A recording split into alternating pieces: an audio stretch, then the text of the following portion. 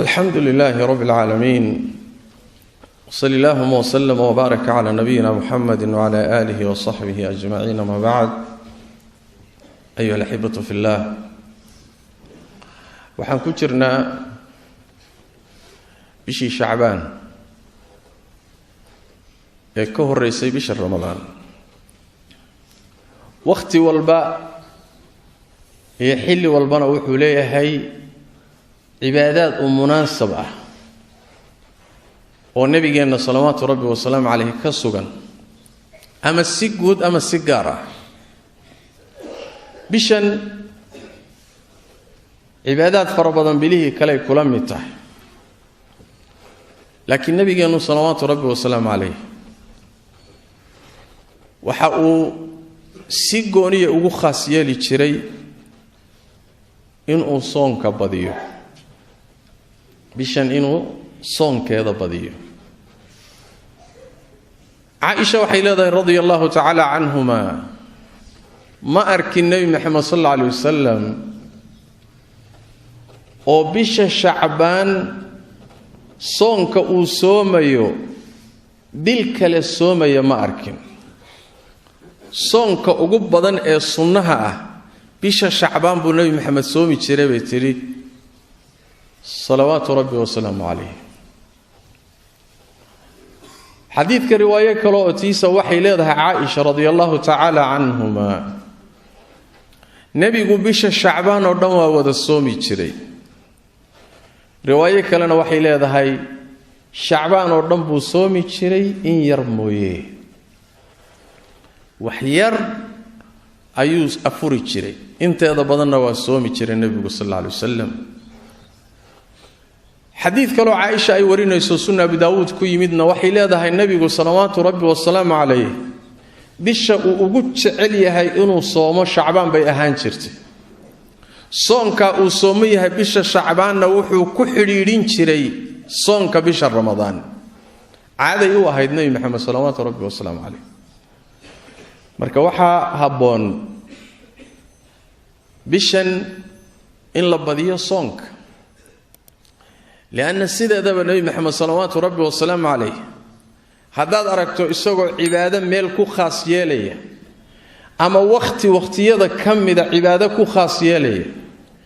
ama dhulka meel kamida cibaado ku khaas yeelaya, xilliga ama dhulkaas iyo cibaadada calaaqa khaasa ka dhaxaysa. xikmad baa ku jirta, ma jirto wax la yiraahdo shariica Allah tabaaraka wa ta'ala rasuulkiisa salawaatu rabbi wa salaamu alayhi inay waqti iyo cibaado isla fiirsadaan, ama meel iyo buqca iyo cibaado isla fiirsadaan oo iska dhacdo. xikmad la'aan ma jirto, xikmad baa ku jirto. bishan waxa loo soomayo oo nabigu soonka u badin jiray salawaatu rabbi wa salaamu alayhi, xikmad baa ku jirta. xikmada qaar kamidna nabiga tilmaamay salawaatu rabbi wa salaamu alayhi, oo Aisha waxay weydiisay rasuul ilaahayow bishan maxaad soonka u badisaa? wuxuu nabigu yiri sallallahu alayhi wasallam bishani waa bil ay dadku moog yihiin oo halmaansan yihiin ilaahay cibaadadiisa. laba bilood bay u dhaxaysaa. bisha Rajab leeydah oo ashhurul hurumka kamida, afarta bilood ee xurmada leh goonida ah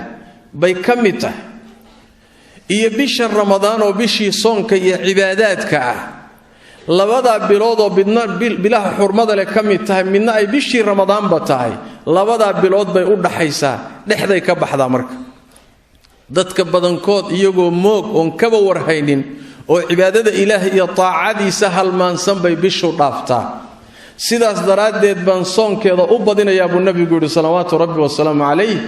maxay tilmaamaysaa? waqtiga ay dadku cibaadaadka ilaahay moog yihiin oo ama ka hurdaan ama ka sii jeedaan, xilligaasoo kale ruuxa cibaadada ilaahay ku mashquulo adoomada khilaafa oo ghaflada ay ku jiraan garab mara, wuxuu leeyahay mudnaan khaas uu leeyahay, ajir siyaada abuu leeyahay. maxaa yeelay waa xilli la wada halmaansan yahay, asagaa ku baraarugsan oo dadkii ka dhaxbaxay. وميدا كنتي نصوص فربضان إنay ku timaado oo meelo kala gedisan ku timid ruuxa xilliga noocaas oo kala ah cibaadada Ilaahay tabaaraka wa taala in ajir siyaada la siiyo mudnaan khaasana nabigu siiyo salawaatu rabbi wa salaam alayhi waxa kamida maalan asbaabta jannada lagu galo nabigu wuxuu kamid dhigay salawaatu rabbi wa salaam alayhi dadku markay hurdaan habeenkii oo cid Ilaahay xusaysaba ay yar tahay intaad hurdada ka soo kacdo inaad Ilaahay xusto يا أسباب الجنة لو قال لقى بدقي لأنه واحد ضدك أي هالمنسيه وحكم إذا مثلا نبي قال صلوات ربي والسلام عليه وحوت المامي العبادة في الهرج كهجرة إلي مركي فتنة بعضه ويضدك إسلين يا oo kuraas iyo adduunyo iyo jago iyo dhul iyo balaayo la isku laynayo la mashquulo ilaahay cibaadadiisa iyo khayrkana laga kala tago la halmaamo adoonka xilliga cibaadaysanaya ee cibaadada ilaahay ku mashquulsan wuxuu la mid yahay nabiga sallallahu alayhi wasallam sidii mid aniga ii soo hijrooday oo kale leesh لأن واحد dadkii ay aafa iyo balaayo gashay fasaadeen انت عبادة إلهي كبرى ركسنا أي يرتهي وهكذا النصوص فربضان باكو إيمانيسا حل قال ليس هالمامو ضدكو سيحدان عبادة موجهين إن عبادة اللغو مشغوله أجر سيادة بإلاده تاوى قدبك كوبادة النبي كوحي صلى الله عليه وسلم صونك بشان بدين تاو بدين شري إلاده الله بادي وحي النبي كوحي صلى الله عليه وسلم وحي بشاني وبش أعماشا كورلوسي قاضو الضوامد waxay sameeyeen sanadka taa'aadki khayraadki wixii la sameeyay baa kor la geeyaa oo kor loo sii qaadaa saas daraadeed waxaan jeclahay anigoo sooman in amalkayga la sii qaado ayadana waa sabab kale oo nabigu ku tilmaamay salawaatu rabbi wa salaam alayhi macnaha inoo soo baxay waxa weeye nabigeena si aan ugu dayano salawaatu rabbi wa salaam alayhi bishan cidii kari karta soonkeeda habadiso hadiyigi nabigeena way salawaatu rabbi wa salaam alayhi dariiqiisii arinta labaad ee baraarujinta mudani waxay tahay bishan markay ay kala baranto habeenka niska ay tahay waxa dhacda arin weyn arin cajiib ah xagga rabbi ka timi tabaaraka wa taala maxay tahay arintaas wuxuu nabigu yiri salawaatu rabbi wa salaam alayhi habeenka bisha shacbaan ay kala baranto nis noqoto habeenkaas allah baa wuxuu daalacdaa adoomadiisa dhamaantood intuu abuurtay oo dhan buu daalacdaa markuu daalacda kadibna wuxuu u dambi dhaafaa dhamaantood dambigooda waa saamaxa illa laba ruux mooyee ruux mushrik ah oo ilaahay iyo adoomadiisa ka dhaxaysiiyay wixii ilaahay gooni u lahaa xaqi alla gooni u lahaa oo cibaadadiisa ah oo tawxiidkiisa oo kaliyeelidiisa ah ninkii wadaajin galay oo ilaahay iyo adoomadiisa ka dhaxaysiiyay kaasi ilaahay marna u dambi dhaafi maayo waatan quraanku tilmaamayo إن الله لا يغفر أن يشرك به الله مدافو إن إسقى أدومدي سوحل وداتي والله يسقدره إلهي خلق جيسا وحا أقوني ده إن أقول لي حسو والذنب إلهي اللي قالوا كأقوي الدون كان وحو كان يا إن الذنب جاء هبيراتين للسامحين آخرنا وحو كان يا إن يتشنّدوا حاران كاته النار نأت كواريس ساس تراد مشرك إلهي هبين كأودم بدافع مايو كلا بعدين لودم بدافع إنه وحويان ومشاحن يا وعقد اللو وحقدي له روح حقدي ينعيب قلبك أبوهيا روح مسلمة أسجن الله دافع مايو وعجيب مشرك جرنا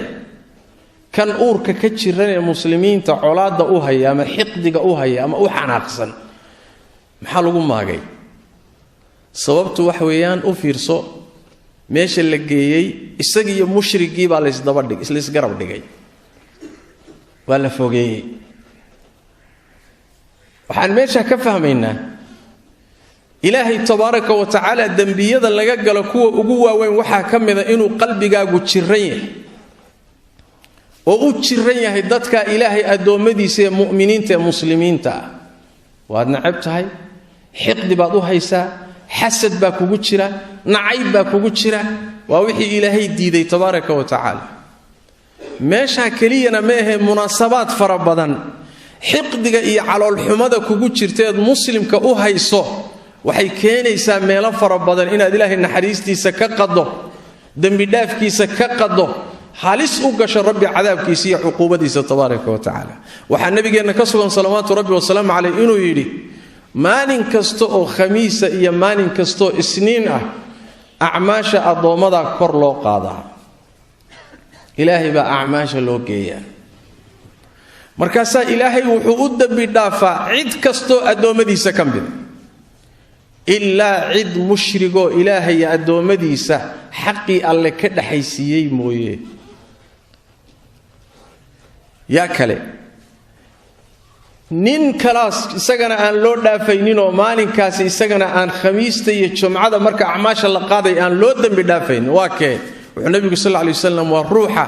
isaga iyo walaalkiisa muslimka ay ka dhaxaysa shaxnaa xiqdi uu ka dhaxeeyo alla wuxuu leeyahay tabaaraka wa tacaala labadan xiqdiga iyo xumaanta isu haya dibdhiga arrinkooda u kaadiya ilaa ay ka soo heshiiyaan meelo badan baad qadi marka lianna ilaahay tabaaraka wa tacaala wuxuu ugu jecel yahay acmaasha wuxuu ugu jecel yahay waxaa ka mida in qalbigaagu saliim yahay qalbigaagu fayow yahay qalbigaagu xaadhan yahay dadka muslimiinta wada jecesha xumaan aadan qalbiga ugu haynin qalbigaagu inuu u fayow yahay nabigeenna salawaatu rabbi wasalaamu calayh ayaa waxaa la weydiiyey dadka yaa ugu fadli badan rasuul ilaahayo wuxuu nabigu yiri sallallahu alayhi wasallam ruux kasta oo mahmuumul qalbi as-saduuqul lisaan qalbigiisu mahmuum yahay carabkiisuna run badan yahay waxay yiraahdeen garanay midka carabkiisu run badan yahay qalbigiisa mahmuuma maxaa laga wadaa maana fahminin oo cadde wuxuu nabigu yiri sallallahu alayhi wasallam waxa laga wadaa huwa at-taqiyyun naqiy wa midka qalbigiisa alla ka cabsi ku jiro qalbigiisuna daahir yahay oo nadiif yahay waa sii wada nabiga sallallahu alayhi wasallam wuxuu yiri waa midka qalbigiisa aan dambi ku jirin gardarro iyo xadgudub iyo dulmi ku jirin dhilli iyo khayaana ayna ku jirin xasad uusan qalbigiisa ku jirin kaasa ilaahay adoomada ilaahay ugu fadli badan uguna jecel yahay saas daraadeed hadaad qalbiga xumaan ku hayso xaaladahaasi iyo waqtiyadaasi munaasabka qiimaha badan ee la saamaxaya waa laga reebi waad ka hadhaysaa waa inaad marka qalbigaaga nadiifiso oo aad daahiriso oo aad ka dhigto qalbi saliim oo fayow nabigeenna salawaatu rabbi wasalaamu calayh saddex bari oo isku xigtay buu saxaabadiisa uu la fadhiyo wuxuu ku yidhi waxaa idiin soo geli doona nin ahlu janno ah saddexdii bariba hal nin baa soo galay ninkii hadday daba galeen saxaabadu ay fiiriyeen war ninkan saddex bari janno looga markhaati kacay xaalkiisu muxuu ah hadday raadiyeen waxaa caddaatay ninkaasi cibaado badan oo uu ragga la dheeryahay ma jirin soom badan iyo salaad badan iyo cibaadaad uu saxaabada kale la dheeryahay ma soo bixin laakiin maxaa la helay waxaa la helay oo uu sheegay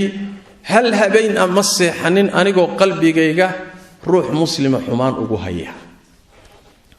waa midda uu meesha ku gaadhay waay sidaas daraadeed haddaad ilaahay dambi dhaafkiisa rabto iyo acmaashaada in meel fiican la geeyo qalbigaaga ka shaqeeyo hagaaji xiqdiga iyo xasadka iyo xumaanta iska saaro iska nadiif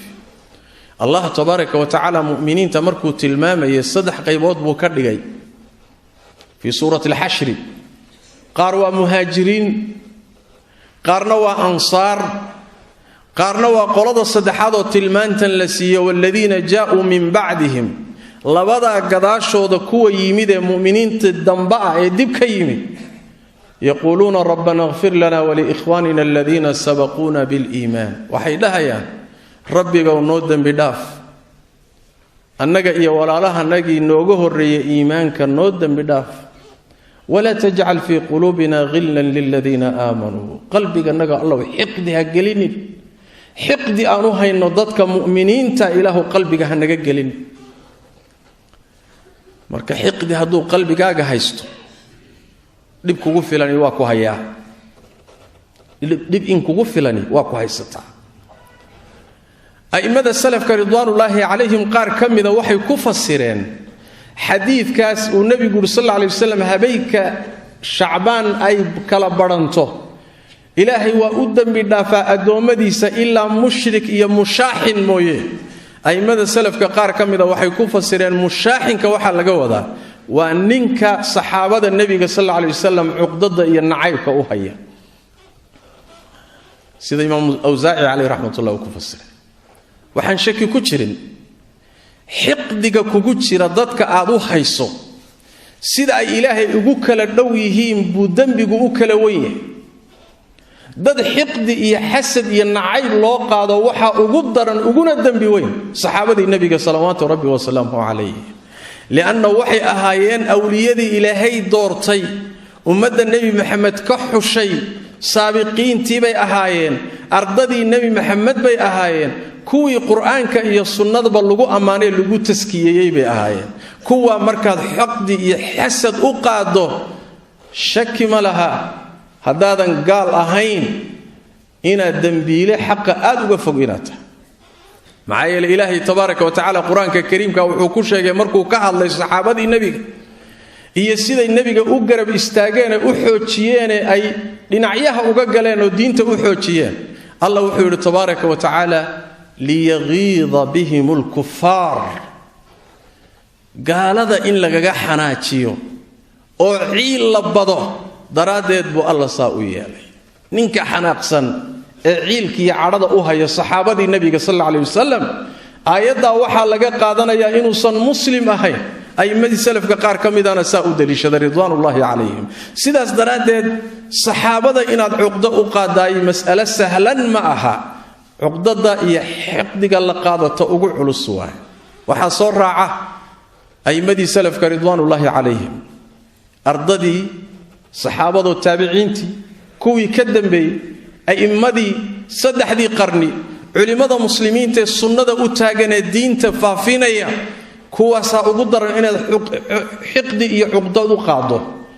dadka kale muslimiinta guud ahaan ayaguna waa soo galayaan maxay nabigu ma kala qaadinta salawaatu rabbi wa salaamu alayhi laakiin way sii kala culus tahay saas daraadeed xiqdiga shiicada iyo raafidadu ayda ay saxaabadii nabiga caayayaan xiqdiga ay u qabaan colaada ay u qabaan nacaybka ay u qabaan ayagiyo inta raacsanba shaki malaha in ay galayaan xadiidka nabiga salawaatu rabbi wa salaamu alayhi fayaghfiru li jamii'i khalqihi illa limushrikin aw mushahin dad ilaahay doortay markaad adiga ku mashquulsho shaqo ka dhigato ya man aada li waliyan faqad aadantuhu bil harb bu Allah yiri tabaaraka wa ta'ala awliyadayda ruuxi la colaytama aniga dagaal u cilaamiyay ha ku tala gala dagaalkayga saxaabadii nabiga ninka ku mashquulsan ee laga kari laayahay dagaal rabbi tabaaraka wa ta'ala ayuu ku jira nin ilaahay dagaal la galayna shaki ma laha inuusan marnaba raynaynin oo laga adkaanayo oo ilaahay tabaaraka wa ta'ala adduunyo aakhiraba uu ciqaabahayo uqubada rabbi iyo cadaabkiisa inuu halis ugu jiro muslimiintu marka ha ka nabad galeen qalbigaagana u fur يا يوم لا ينفع مال ولا بنون إلا من أتى الله بقلب سليم سلوكو قدام بدافع وادنت هذه مصلحة هذه عافيتك سامح والكاظمين الغيظ والعافين عن الناس والله يحب المحسنين هذا عريسان تور دبا دريميسو قرصو دبكاغا عردا هذا علي ددكنا اسك سامح وعافي الا تحبون ان يغفر الله لكم يا أبو بكر الصديق رضي الله تعالى عنه وأرضاه مركو كحناقي ننكي مصطح بن أثاثة markuu ku xanaaqayo uu Caaisha dadkii ku been abuurtay ka qayb galay oo beenta faafiyeen abuuradka kadibna uu yiri dib dambe inaanan u masruufaynin qaraabay ahaayeen ilaahay aayaduna soo dejiyay tabaaraka wa taala wala ya'tali ulul fadli minkum was-sa'ati an yu'tu ulil qurba wal masakin wal muhajirin fi sabilillah wal ya'fu wal yasfahu ala tuhibbuna an yaghfira Allah lakum warmiyaydan jeclayn in ilaahay idin dhaafo idin saamaxo jawaabtu waa haa waan jecelnahay ilaahay adoomadiisa saamaxa afiya qalbiga u fura u naseexeeya muslimiinta jeclow midka qalloocsan dambiga kale dambigiisa nac laakiin isaga ha nicil dambiga iyo ahwaada iyo xumaanta lafteeda la naca laakiin shakhsiga muslimka lama naco lamana kahdo lafihiisa waa ruux muslima caasiba ahaad sidaas daraadeed danaha adduunyo dagaalka ku saabsani meel ku geyn maayo xogaa baa idin dhex maray صح hadii shaxnaaga aad u hayso uu yahay ruuxani yaani fikirka uu xambaarsan yahay wuxuu yahay fikir khariban diin ahaan baad uga hijrooto wuxuu watiya mabdiisa khaldan taasi waa mas'ala kale laakiin waxaad u dagaalsantood u xanaaqsantood u nacabtahay waa adduunyo kursi baa idin dhex maray xoolaa idin dhex maray waxoogaa baa idin dhex maray taamaya shaxnaaga noocaas lama ogola sidaas daraadeed si aan jaaniskan uga faa'iideysano waa habeenadan inugu soo aadan way bisha Shacbaan inay nis noqoto waa habeenadan inugu soo aadan qalbigaaga waqtiga yar ee laaban intaad ka shaqaysiiso daahiri iyo nadiif insha Allah ta'ala si ilaahay qalbigaaga u daalacdo kadibna lagu dambi dhaafo biidnillah tabaaraka wa ta'ala oo uga mid noqoto dadka la saamaxayo habeenka biidnillah sallu wa sallimu ala khatamil anbiya'i wal mursalin allahumma salli wa sallim wa barik ala 'abdika wa rasulika muhammad wa ala alihi wa sahbihi ajma'in warda allahumma 'an as-sahabati wat tabi'in wa tabi'ihim wa man tabi'ahum bi ihsan ila yawmiddin allahumma inna nas'aluka al-huda wat-tuqa wal-'afafa wal-ghina ربنا ظلمنا أنفسنا وإن لم تغفر لنا وترحمنا لنكونن من الخاسرين اللهم يا حي يا قيوم برحمتك نستغيث ردنا إليك ردا جميلا اللهم اغفر للمسلمين والمسلمات والمؤمنين والمؤمنات الأحياء منهم والأموات برحمتك يا أرحم الراحمين اللهم إنا نسألك الفردوس الأعلى وما قرب إليها من قول وعمل ونعوذ بك من النار وما قرب إليها من قول وعمل وسبحانك اللهم بحمدك نشهد أن لا إله إلا أنت نستغفرك ونتوب إليك